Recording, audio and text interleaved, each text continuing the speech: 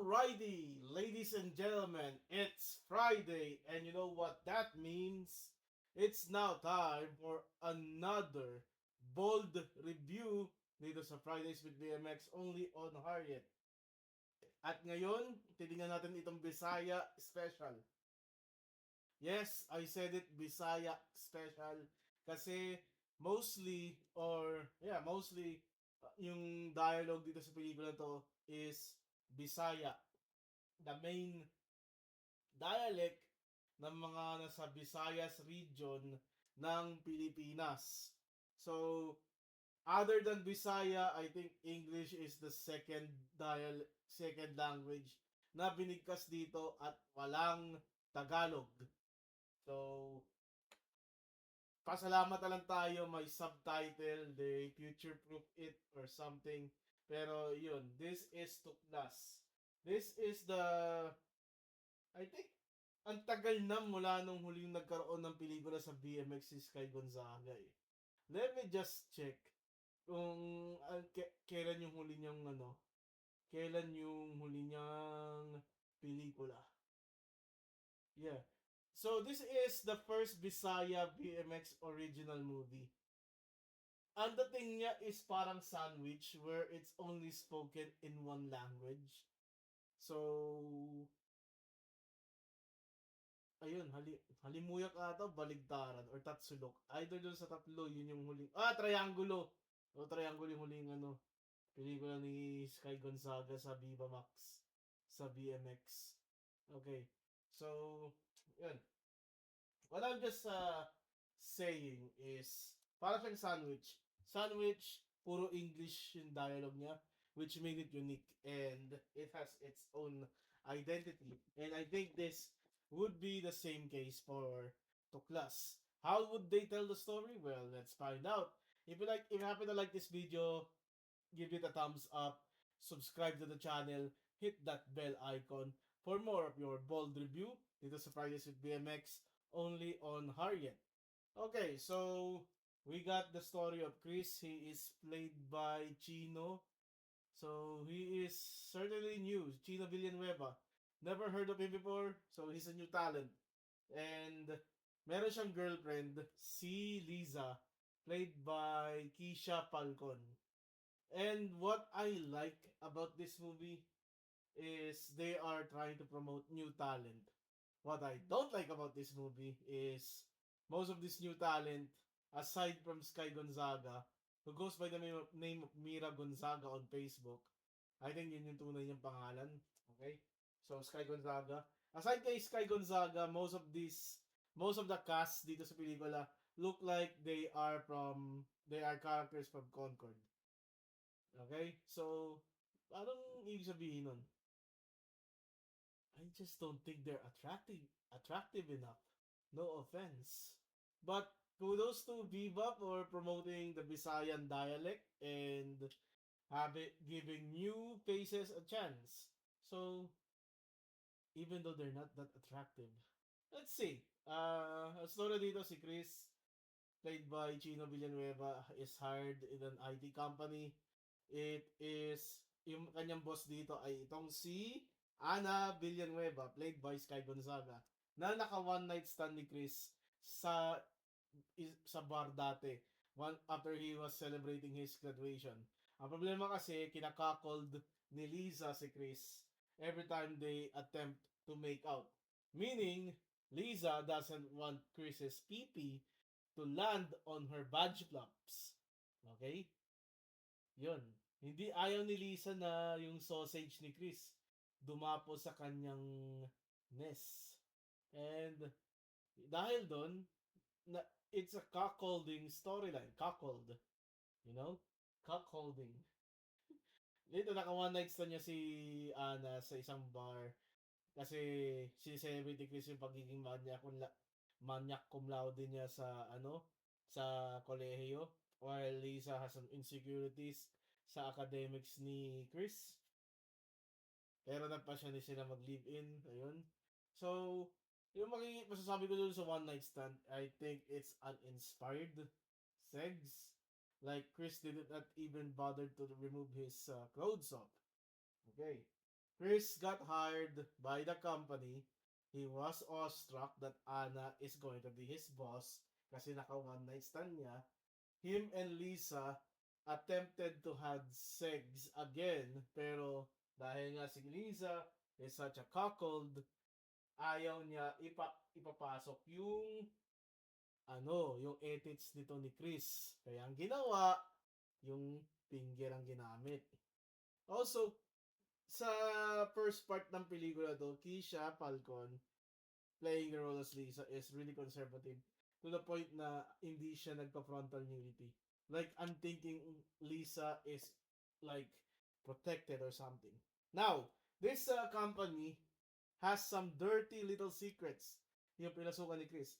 Nung dumating si Tony, the vice president of the company, executive VP, parang young bucks lang, nakipag-seg siya kagad kay Ana Villanueva, kay Sky Gonzaga. And I think that was the best seg scene dito. And then, namboso si Chris. Tapos, pinaglaruan yung kanyang private parts. Nilabasan si Chris. Tapos may dala siyang mug. Doon, doon niya nilabas. So, in-squirt niya yung laman ng kanyang edits. Doon sa mug na dala-dala niya. It was very funny. Ayun. Nakita niya na medyo may mga secret dito sa kumpanya na to. Another secret dito, yung isang ka-office mate ni Chris. What's the name? Another unattractive. Alexa Armesin. Yun. Alexa Armesin doesn't have the best looks dito, but she does have the best boobs. She had lesbo with Anna, and it is implied pero hindi in-imply further sa pelikula that they have a past. Now, when we frame up this story, you're thinking the guy, si Tony, he is the bad guy in all of this. Diba? Kasi, every time Chris and Anna grew closer, Tony is acting like the foil. Yung parang siya yung roadblock nito ni Chris. And mayroong power struggle sa kumpanya, like Anna is becoming like medyo medyo sakim sa power. Kaya nagkaroon ng power struggle. Gustong ipaligpit ni Tony itong si Anna and he wants to use Chris for it. However, Chris, wanting to have a good job, good promotion, Anna tries to seduce him and it worked. Okay? Dahil, ang nangyari, because of the insecurities ni Lisa kay Chris, they cooled down.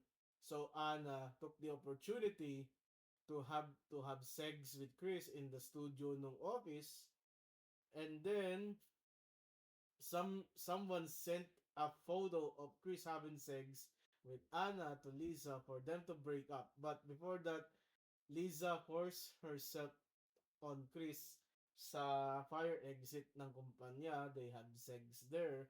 And then, dito na pinakita yung dibdib ni Lisa. Okay? Pinakita yung dibdib ni Lisa. Very nice. Ayun. And then, they broke up. 3 years wasted daw. Umano. Okay. So, where we're getting here? It turns out, the real villain is Anna. Okay? Tony wants to get rid of Anna kasi Anna has been siphoning funds, 10 million pesos out of the company's pocket dahil nagkaroon ng surprise audit and then nabisto si Anna. Chris, malaki ang utang ng loob niya kay Anna, tried to help her, then just got guilt tripped kasi it turns out Lisa was looking out for a scammer. That's in the beginning of the movie. May titignan siyang scammer na Sheena Ramos. And then, si Janet nagbigay ng thumb drive sa drawer ni Chris. Hindi niya alam galing kay Janet yon until the very end of the movie, which contains na si Sheena Ramos sa si Anna ay isa. And then Sheena Ramos scammer, ginugol ni Chris. It's like parang tinuloy niya yung ginagawa ni Lisa na following sa isang scammer. And then he realizes he took the wrong side and he reported he spied on Anna as a double agent kay Tony. and Anna is kicked out of the company. And I think the movie ended with Anna actually filming yung mga pagtatalik niya kina Tony. So, the audio clip of Tony and Anna's conversation post-sex has been playing throughout the credits. And I think it imply na parang ginawang viral scandal na yun as a revenge ni Anna. Because Anna threatened Chris that Chris will get away with this. And I think Anna's revenge is going to be off screen na na-save lahat yung pagtatalig niya. Nakipagtalig siya kay Chris, nakipagtalig siya kay Janet, nakipagtalig siya kay Tony. Out of the window, yeah, she's gonna bring shame to the company. So what are we gonna do with this movie? How are we gonna rate this? So on its unique approach, okay, I would say na ang problema kasi medyo uninspired ako sa pagtatalik eh. I'm just gonna go. It's all right. I mean, it's all right. Like it's nothing special. Actually, I think it's all right. Like it's very high. I'm just gonna give it back bang in the mid. Yeah, it's a pretty mid movie. Pero I I don't know. Gives a Visayan vibe. Gives it an identity. So yeah, maybe it's all right. Final rating. Final answer. I'm gonna give it it's all right. Like rating. That's just me. That's for you to decide if ma-enjoy mo yung pelikula na to with the Visayan accent. I personally enjoyed it. Maganda naman ang vision ng pelikula and I like more of this to come sa BMX. Okay. So that's it for Tuklas. Our next movie will be Maid's Obsession, March 27, Friday. So, ayun. And then, also, I'm gonna make another announcement. I have bought successfully secured tickets for the ITZY concert. Yeah. Your boy Harriet is officially a mid-Z July 11 Tunnel Vision World Tour ng ITZY. I will be there. Ayan. Upper box nga lang yung upuan ko. Muntik na ako mabusan eh. Buti lang may power refresh, yung refresh ka ng refresh hanggang sa magkaroon ng bakante. Tapos, panalangin mo na lang na yun, matanggap yung payment mo. Kasi ilang beses nag-fail yung payment ko. Also, this review, it's going to be, I don't know if I can enable fundraiser. Pero, yeah, I think I'm gonna do a fundraiser just to have my QR code laminated. Okay, that's it. Thank you for watching. Goodbye and good night. Peace.